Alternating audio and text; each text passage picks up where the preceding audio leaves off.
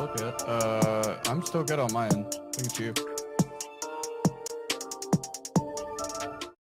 Still good? Hey everybody, welcome to the Eco. This is the new ESPN Esports Counter-Strike Global Offensive show. My name is Jacob Wolf. Welcome to the show. We have a really special show for you all today on our second episode. Earlier today, we had to pre-record because of European time zones. It's 3 a.m. right now in Europe. But earlier today, I spoke with Carmack, the Vice President of Gaming at ESL, as well as Shox, one of the Counter-Strike Global Offensive players for Vitality, who was also able to participate in the Valorant Alpha Bootcamp last week. I really enjoyed talking to both these guys. I've known these guys for quite a while. And I want to talk a little bit about Valorant to open the show here, and also a little bit about the regional major rankings that are going on right now and what's going on in the world of Counter-Strike with coronavirus.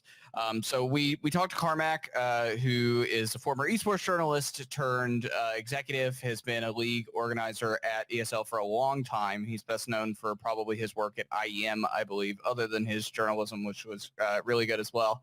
And you'll see me make the joke with him that he was once doing my job. But I think it was a really good time talking to him about it and sort of what's happening in the wake of the coronavirus situation. So for those that missed the news, though, last week, Valve announced that there would be regional major rankings. It's new to the Counter-Strike space. Obviously, the Rio major was set for May in Rio de Janeiro, Brazil, and it was going to be roughly about 8 months after the Berlin major that happened last summer. But because of the coronavirus obviously spreading everywhere around the world, not just here in my hometown of New York, but also across the globe, it was pushed back to November. Valve made the call to push it back to November, and ESL will be running the same event in Rio in November. And that's a long span of time.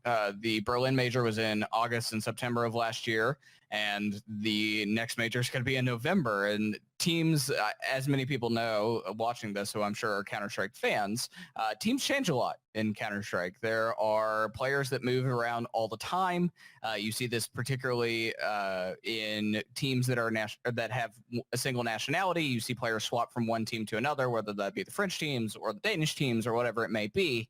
And so the HLTV rankings are always in flux, right? This is part of the Counter-Strike scene. It's what makes it interesting, but it's also part of what makes having a year and 3 months span between competitions really, really long. And so Valve has sort of been confronted with how to handle this. And so their solution was that they would have regional major rankings. ESL has been tasked to run one event, as Carmack talks about a little bit later in the interview, in May, and he said that they're finalizing dates and should be announcing those in the next few days. And we did record this interview earlier today, Monday, so it's very fresh. And then they're allowing other event organizers to put together pitches of being a part of the regional major rankings. And so that's sort of gone out right now into the ethos. So overall, it's been interesting to sort of see they're trying to make the majors as competitive as possible. But what's made the majors really interesting in the past is that there's always a minor or an offline qualifier that gets you into them. And the idea with the Legends qualification and the various teams that make it from one stage to another, from major to major, is that the best teams in Counter-Strike to continue to compete every single year, twice a year. And that's not the case this year. There will only be one major this year, and that extended period of time will change things. It will make teams far less competitive that were competitive last August. There will be teams that rise in the Counter-Strike scene for the first time and are competitive now. And so it's kind of been a little bit on the fly, and I think that every esports organizer in the world feels that right now. You've seen immense schedule changes, right? You've seen events that are still on, like the Midseason Invitational in League of Legends, which is scheduled for July, and EVO that is scheduled for August, and we don't know how bad the coronavirus situation is going to be, and so we kind of have to just play it by ear. And so I talked to Carmack a little bit about that and sort of what his thoughts were, how he's been handling that, how ESL has been handling that with ESL Pro League, as well as now creating this regional major ranking qualifier. So without further ado, let's go ahead and throw to this Carmack interview now. We now welcome on Carmack, Vice President of ESL. How's it going? It's it's not good. I lost my Blood Bowl 2 league match just before we got on. So you forfeited on my behalf, which I much appreciate that. That warms my heart. that's just a ladder game, but I lost the actual league game, which is dreadful, dreadful in my title defense season. So I guess you sort of like just inadvertently answered my next question though. What have you been up to during the lovely quarantine of everyone staying inside amid coronavirus? well, it's actually a lot of work. It's actually more work than it was before. Working remotely. I mostly work remotely because I live in Warsaw. The main office of ESL is in Cologne. Staying with the kids, trying not to get divorced, with all of us being, at the same time at home with no release valve, and playing Blood Bowl 2 in the evenings. Reading books as well. I got off most of my social media and I read books now, and it's helps me to stay calmer in the day. What's been on the book list lately? Just Joe Abercrombie, actually. I got into that and I enjoyed the first book, then the second, third. I'm now on the sixth book now. So it's enjoyable prose. It's good. It's if you liked Martin's Game of Thrones and the Song and Ice of Fire, this is kind of like a cousin to it, if you will. So I wanted to have you on to talk about how coronavirus has been impacting Counter-Strike, and also the announcement of the regional major rankings and regional major online competitions that will be happening, that ESL will be running over the next few months leading up to the major, which was moved from May to November. So first off, I sort of want to get your thoughts at large about how coronavirus has impacted the Counter-Strike calendar. What has been sort of the biggest change other than events moving to online formats rather than offline for you?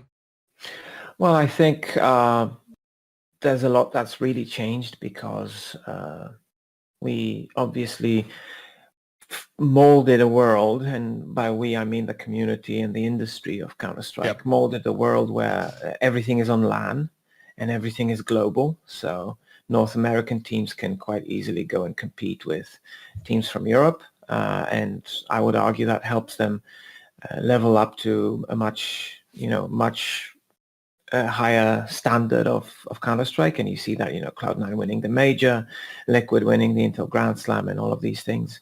But now we're back to regional, for better or worse, simply because it's not possible to run global events anymore. That has affected our structures quite a bit because, as I said, they were global. They were designed as global. They were designed to attract the cross-continental rivalries every time and things like that. So that's a big change, and we had to very, very rapidly come up with new tournament systems and figure out how do we actually run an ESL Pro League in Europe with 18 teams, which is it's a rather unwieldy number, I would say. So lots of challenges like that, and also how do you go from, I would compare it, you're a chef in a Chinese restaurant cooking Chinese dishes, and you show up for work one day and they tell you, hey, today all you're doing is Italian and you don't even have all the ingredients, so figure it out. So that's basically going from a studio event in Malta where you have all the players available to you, media days, all the plans for the show and things like that, and then you go to an online event, which is, it's not difficult in and of itself, except it's difficult when some of your equipment is on its way to Malta, and you actually, you don't have the webcams installed in all the teams' houses, and you don't have all the tools that you want at your disposal to have a really, really great show. So the show has been improving for the ESL Pro League. The show has been improving gradually, almost from show to show. So these are the difficulties, and obviously the uncertainty of how long this is going to last is obviously creating additional work, because you have to plan and strategize for multiple different kinds of futures, and that's obviously challenging, but in a way, I wouldn't call it exciting. Exciting is too much of a positive word, but in a way, stimulating, I would say. Stimulating is probably the right word.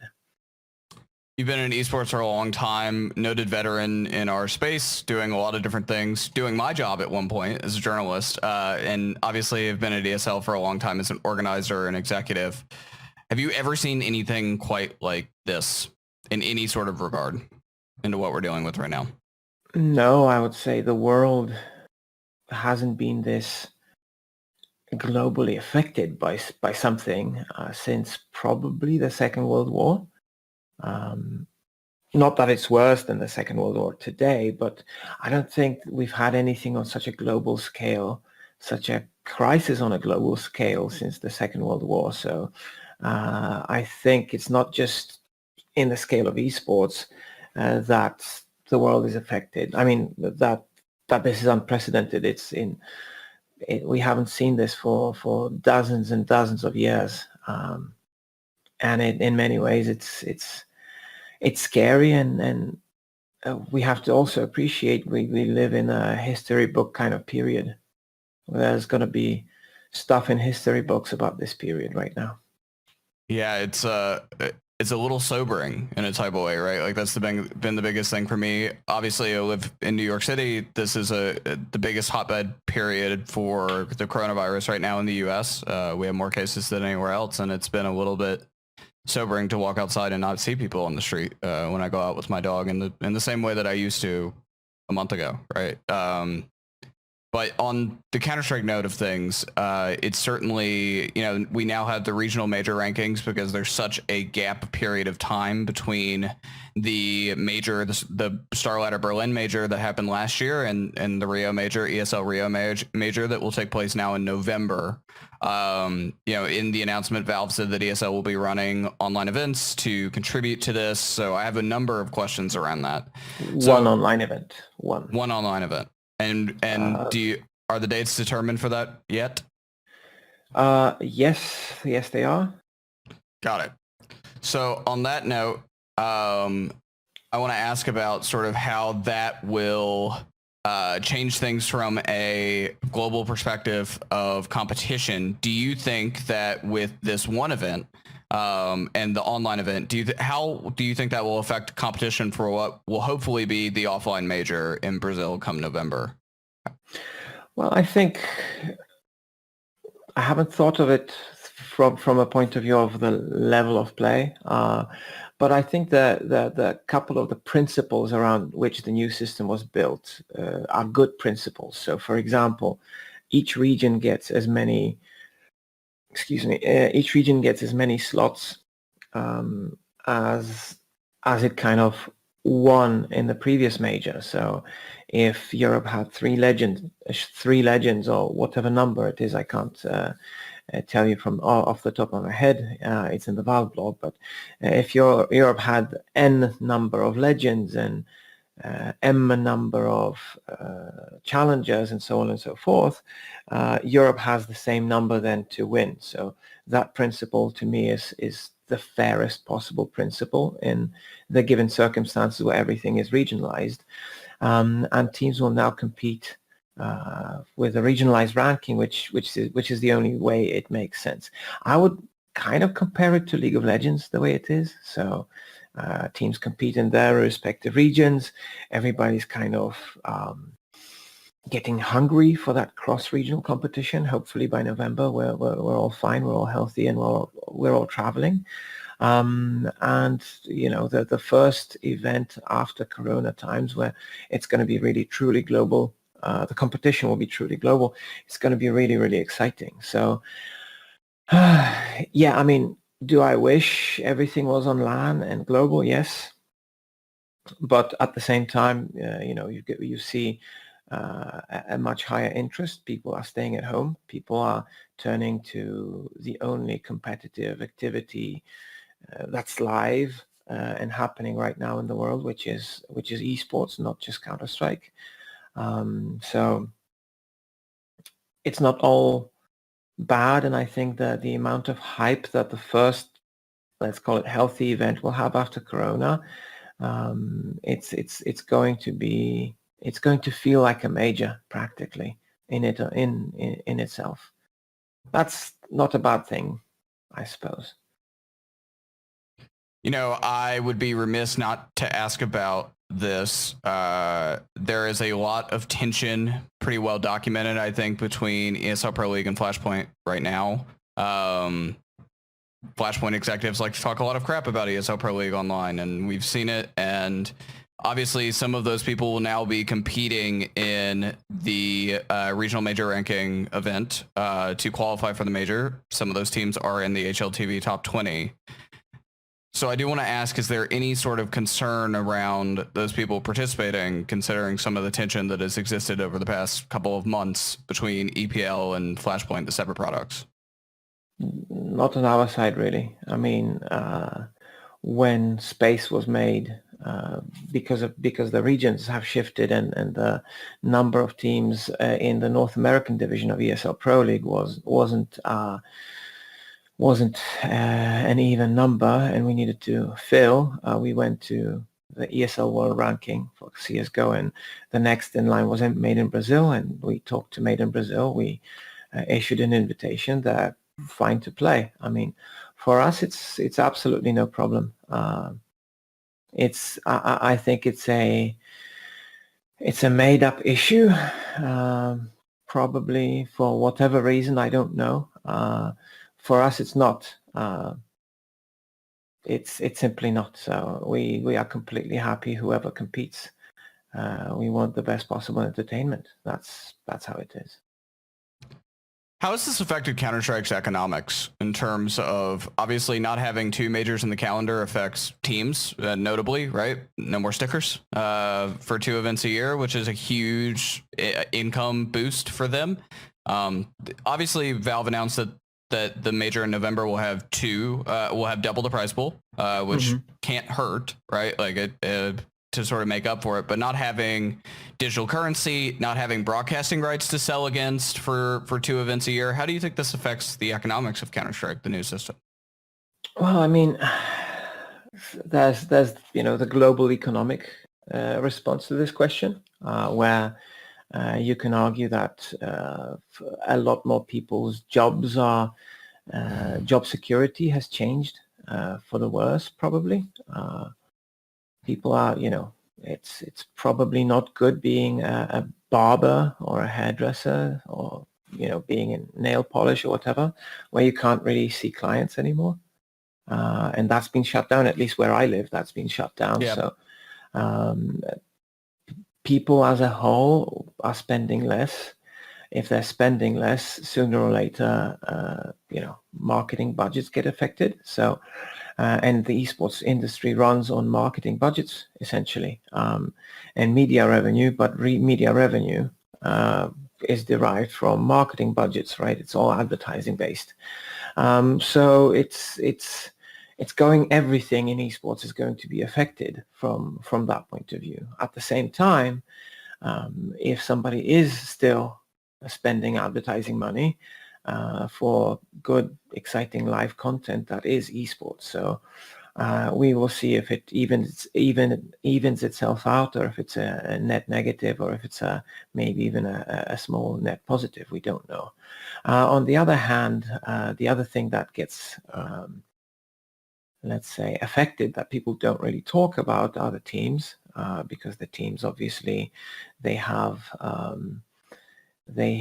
their ability to deliver value to their sponsors has changed, because normally, you'd go to, let's say, an ESL1 Cologne, and your sponsor is a laptop manufacturer. You can actually send your team into the town in Cologne, and a huge electronics store could have your team have an autograph session and promote those laptops. That's value that they could deliver to their sponsors. All the earned media value from TV cameras, photographers, social media, journalists, whatnot, being at the event, generating content around your team, that is also now gone for the teams. So the teams have to figure out how to compensate for that. And it's not just esports teams, sports clubs, major sports clubs with millions and millions or tens of millions, hundreds of millions in revenue. They also have difficulty these days. I follow quite a lot of that because obviously I'm a sports fan.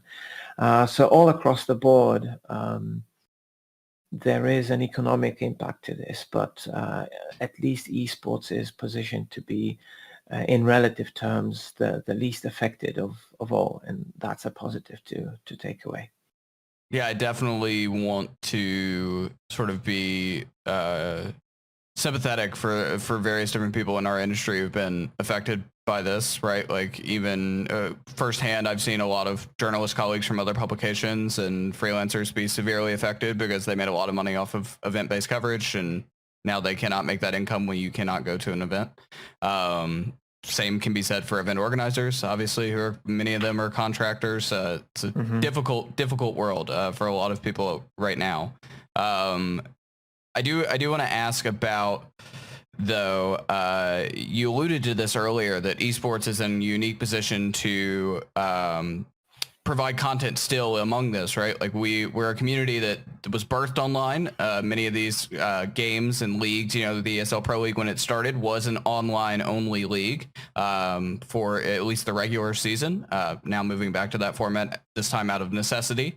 So I do want to ask about esports relative to entertainment at large. We've seen various different networks invest more in esports, my own included, right? We've seen ESPN Esports Day was yesterday on Sunday with ESPN 2 running a slot of various different esports competitions. Same with Fox Sports, sort of getting more into this space.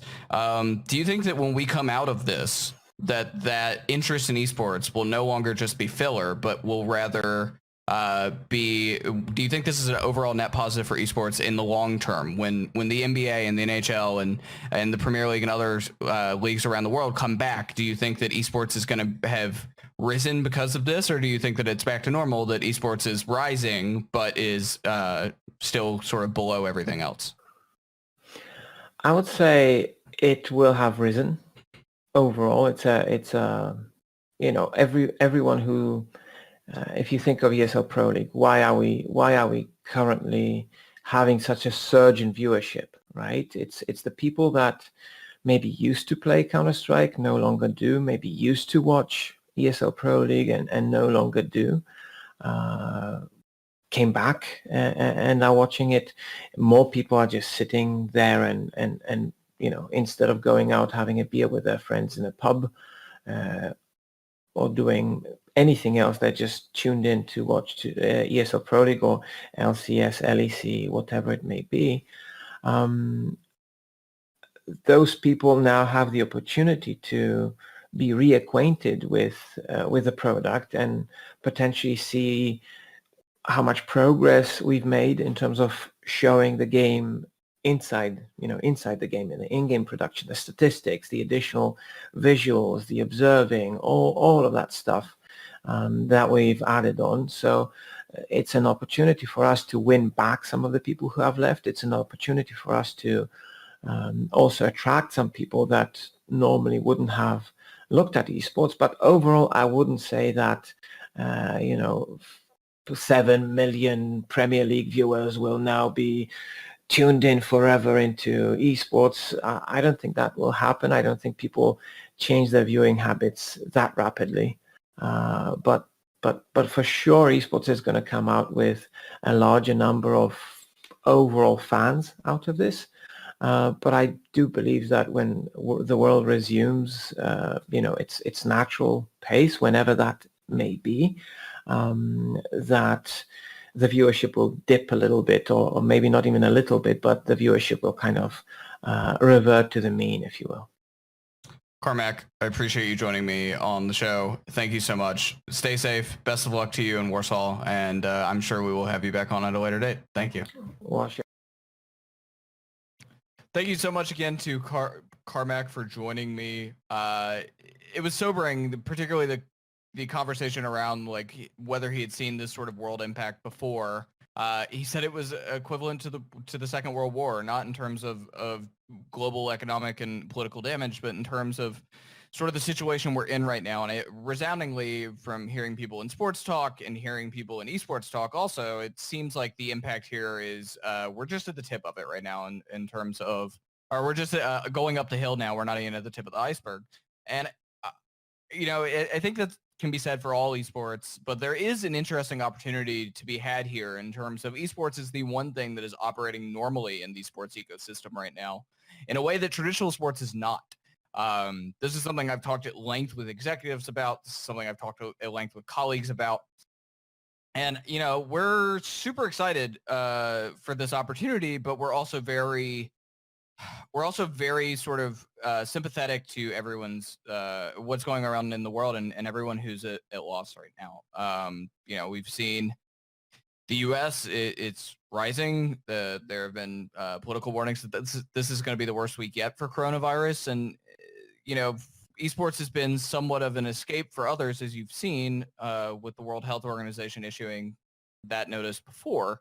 But at the same time, it's particularly very difficult to reckon that. And so I think a lot of people like Carmack and other executives I've spoken to in Counter-Strike and otherwise sort of see this as an opportunity to be innovative. And I think that that's the biggest thing across sports. Esports is trying to be innovative in a world where there is no NBA and there is no NHL and there is no Premier League and other sports right now because they cannot organize.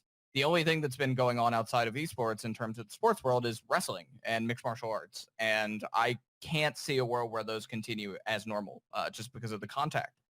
So looking at what's going on in the world right now relative to sports is interesting. I think a lot of people make sports be more generally, I think people make sports as being an elective, something that you don't have to have. But for many people, it's a way to sort of get away from everything. And when you don't have anything to sort of use as that escape, it's really difficult. And so I'm glad esports is providing that to some people right now. And I certainly feel for my peers who right now are going through a difficult time. As I mentioned in that interview, they don't have the ability to cover events because there aren't events happening, and that's a big loss of income for them. To event organizers and event contractors who are going through the same, it's really hard. And I think that people are having to think outside the box on how to make this work. On a lighter note, because it's a little depressing to talk about the world state right now. On a lighter note, I also did an interview with Shox, who is one of the most prolific French Counter-Strike players of all time. He is currently one of the leaders on Team Vitality. Shox was among a number of different Counter-Strike Global Offensive players and influencers who were able to participate in the Valorant bootcamp. I recently today wrote a column about Counter-Strike and Valorant and how Valve should react to Valorant's release soon. How they should react to that. People who participated in this are Stewie, the entry fragger for Team Liquid, Nothing, Sean Gares, Hiko, AZK, Swag, DDK, Sir Scoots, a lot of people watching the show who are interested in Counter-Strike know. Shox had a little bit more of a safe perspective, I would say, on what Valorant and CSGO are going to be. His prediction, as you'll see in the interview, is that many of the pros who have not been able to ascend to the top level of Counter-Strike may make the switch to Valorant because there may be financial benefit for them to do so, and a skill differential between them and other people who will make that switch are new players coming into Valorant. But I do think overall, my sort of thought here is not that Valorant will be a CSGO killer. I don't think it will be in any regard. However, I do think that this is the right time for Valve to step up. Valve is a notorious company in terms of the way that they work. There was a handbook leak in 2013, I believe, that essentially said that everyone in the office works on desks that have rolling wheels and anchors, and essentially they can move from project to project at any given time, and there are no managers. Managers are banned from the company to be able to manage productivity. And so that makes really great games. It really does. You will get Half-Life Alyx, the new game, virtual reality game. It's fantastic. You will get everything they've made in Dota 2 and Counter-Strike. It's great. It doesn't make for good esports, and that is something we've seen. Dota 2 is only really notable once a year for the mainstream, and that's the international, and that's because there's a $30+ million prize pool slapped to it. And Counter-Strike is resoundingly more relevant throughout the year, but there's also been a little bit of an issue in terms of people trying to monopolize it, whether that be the post that you saw from Valve about franchising a few months ago when there was talk about Blast and ESL and Flashpoint creating their own exclusive leagues. And even though that's sort of what we ended up with anyway, in a roundabout way, although Made in Brazil is competing in both, that wasn't always going to be the case. You were going to see people who only competed in one, even if Valve didn't want them to. And so I do think this is an opportunity for Valve to get more. Valve has to get more involved now. They're going to get more involved in licensing tournaments to be a part of this regional major ranking decision, and how the season plays out leading up to the major in November. And I will be interested to see sort of what organizers they work with. They've already committed to working with ESL on an online event. Will they work with Blast? Will they work with Flashpoint? Will they work with other parties that we haven't seen in a while, right? Like Starladder and others who haven't done tournaments in a few months. That will be the more interesting question, is what is next for Counter-Strike? But as we transition to this Shox interview, I asked him about some of that, how he's dealing with coronavirus, and also about Valorant, his experience playing. So without further ado, we welcome Shox onto the show. We now welcome Shox, Vitality CSGO player. Shox, how are you? Hey, I'm pretty fine, and you? I'm doing all right. I'm doing okay. So I wanted to bring you onto the show to talk about a couple things. But first, you were one of the many Counter-Strike pros who participated in the Valorant bootcamp last week. So I want to ask sort of your initial thoughts on Valorant, and what did you think about Valorant? Before playing? After playing. How do you feel after playing? Yeah. After playing, I think I was feeling like pretty excited, to be honest, as it's been a long time since actually a video game just gave me this hype, you know. Of course, I guess it also comes from the online bootcamp, where there was a lot of person playing on it and trying to do a lot of stuff. So it was really funny, you know, and it definitely creates a hype. But I have to say that the game itself gave me a lot of like positive vibes, you know, like it was really enjoyable to play Valorant, actually. So I do want to ask, how does it compare to Counter-Strike for you? How does it feel versus Counter-Strike? In my opinion, this is definitely two different games, and I don't think you should compare these two games, Counter-Strike and Valorant. In my opinion, it's really different. Yes, they can be like they have something like in common, I would say.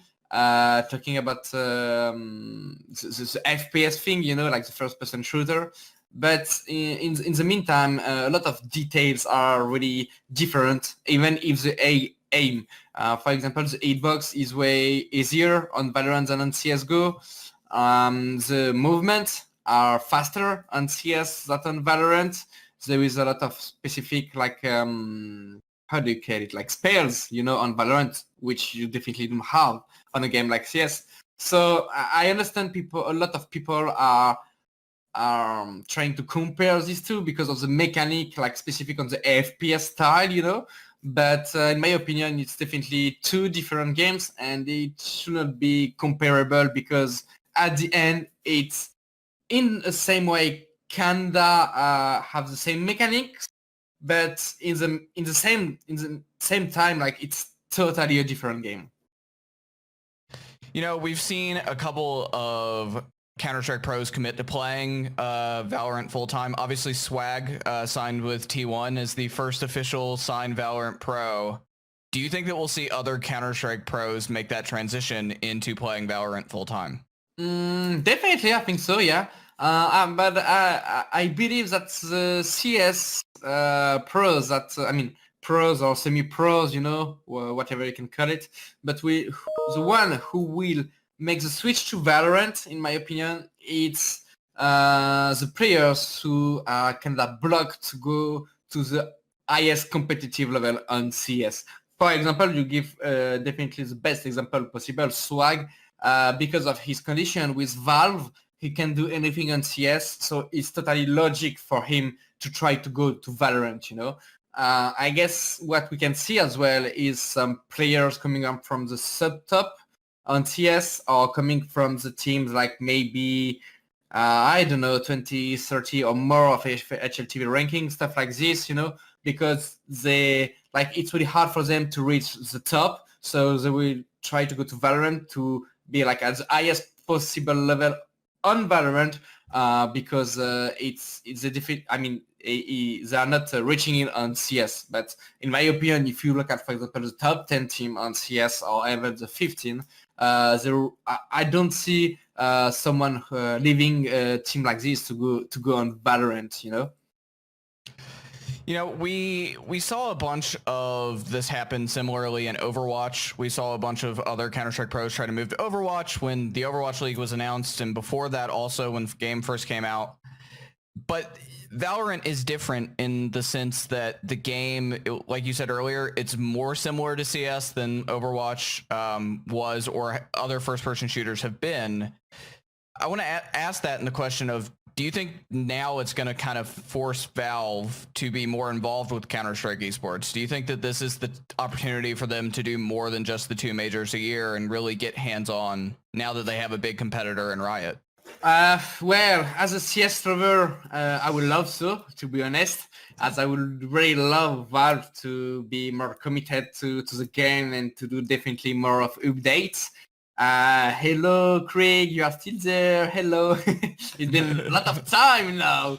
But I don't think it's going to change anything with Valve because of what I said before. I don't see Valorant as a competitor for CS.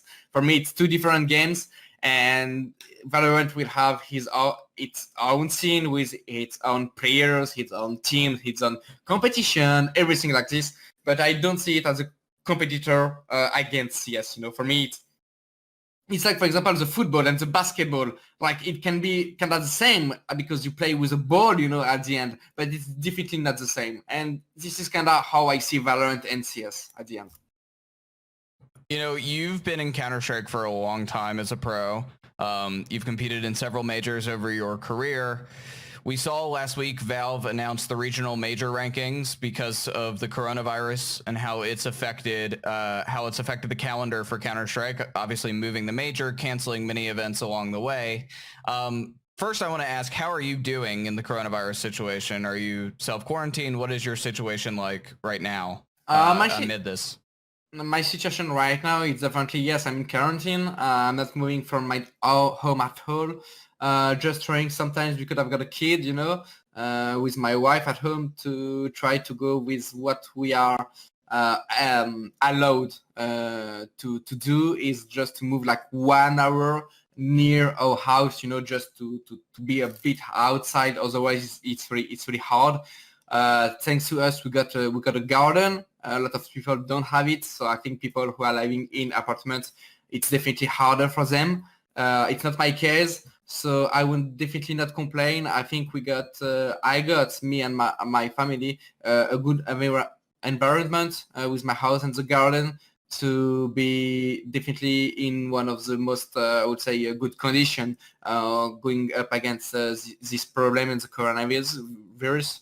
So we are just doing really safe. We are trying to just to adapt, I guess, like a lot of people, just to adapt about the situation. So we are moving a lot of schedule. We are doing all the new schedule at home. We are doing the work, the school at home for the kid, the morning and the afternoon. We are trying to do a lot of stuff like this and just trying to do our best to, at the same time, not lose like everything, so still working, still doing the school for the kid because it's really important, stuff like this.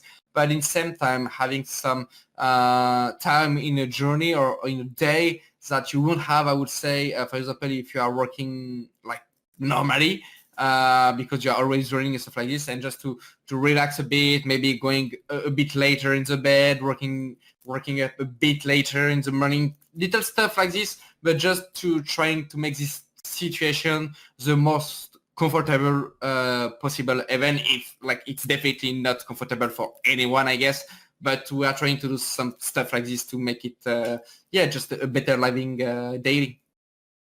How has it affected practice and sort of the situation with Vitality? Has your practice schedule changed at all? Or is sort of everybody split up? How has it affected sort of the team? Actually, our schedule on Vitality didn't change at all. So it doesn't change anything coming up to the coronavirus. We have the same hour of work. Coming to the team itself, it's not something we retalk, I would say, because I guess everyone is trying to do their best, and when they come to the team, to just being in the best like mindset of for the work, and not being like affected by what's happening outside, But I do believe that everyone is doing its best. And in the same time, like it's definitely not easy. I heard, for example, RPK and Apex some days ago complaining about the fact that they're not going outside now, and these 2%, for example, are 2% who are going a lot outside. So it's really hard for them being just in the house and having to wait all the day long and trying to do some stuff. But but as I said before, I don't think we are definitely the persons who can complain. I think a lot of people in the world have definitely more difficulties to face daily. But so far we are doing our best, and so far we are doing okay, I would say. The Valve majors were now impacted, and we will see the regional major rankings are a new addition to the Counter-Strike calendar. There will be a lot of time between the Berlin major and the Rio major that will be in November. How do you think it will affect Counter-Strike's scene now, having to play more online, playing in these events? Obviously, you've played in ESL Pro League, which is an online event as well now. How do you think it will affect Counter-Strike competition, the coronavirus? I think it is not gonna affect it a lot. At the moment it's the first online matches, so I think the audience is still pretty good for online matches. We will have to see if it goes like in the same way in 2 months, for example, because maybe people will become to be like not lazy, but like they won't have the same hype, to see the matches, for example, in 2 months of internet. So we'll have to see from there. But I do believe that the major in November will definitely be a banger because it would have been so long before having first an event and secondly a major that I believe Rio will be one of the most successful major of all time, and it's gonna be really amazing. Do you think that the competition will be different more generally because we'll see teams that will qualify for these events using the internet, but then they will be playing in a major offline in person? Do you think that there will be teams that are better online than they are offline come the major? Of course, there always been a talk about this, because you don't feel the same pressure when you are at home behind your computer that you will be if you are online with your teammates near to you. You're not feeling definitely the same pressure. So of course we can expect some surprises, but I do believe that most of the team will still be there, But yeah, definitely you don't know what can happen on internet, and there will for sure be like some surprises, I guess. Counter-Strike is known for being there's a lot of flux among rosters. There are players that change all the time from one roster to another. You've been a part of the legendary French rosters who have changed a lot of players and cycled players over time. Do you think that it makes it any more difficult to make roster changes now without having offline events to sort of test people? Not really. Actually, like it's definitely not something we are into. But if I will be in a team that will have to make a roster change, I will definitely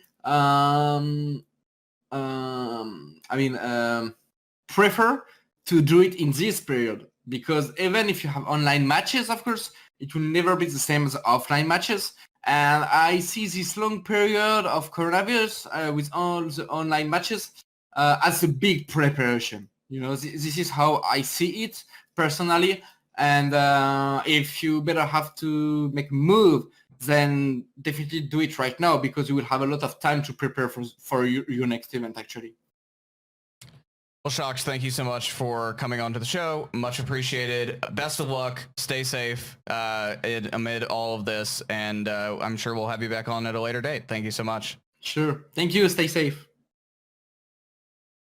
Thank you to Shox very much for joining us on the show. It was a pleasure to talk to him.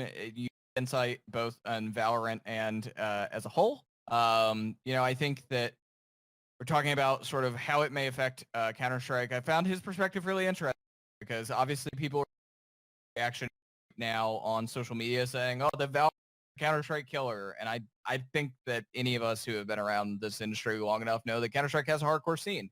And it will continue to have a hardcore scene. I think where Valorant will excel, obviously, in a way that Counter-Strike cannot, is among advertisers and among TV executives and people who see terrorists versus counter-terrorists and bombs and real-life weapons replicas, and they sort of tune out from that, right? And I think that that's the biggest concern there, and I think that's where Valorant can excel. The biggest thing for me also is whether or not Valorant can exceed in Asia in a way that Counter-Strike is not. Obviously, Riot Games' owner is Tencent, one of the largest companies in all of Asia.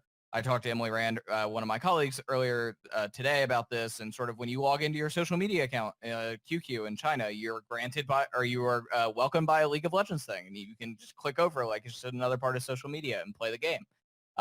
And that's something you can't do with Counter-Strike because Valve doesn't have that partnership and relationship. That's been the one thing with Valve, other than Dota, which has succeeded very highly in China. Counter-Strike has not been able to make that step.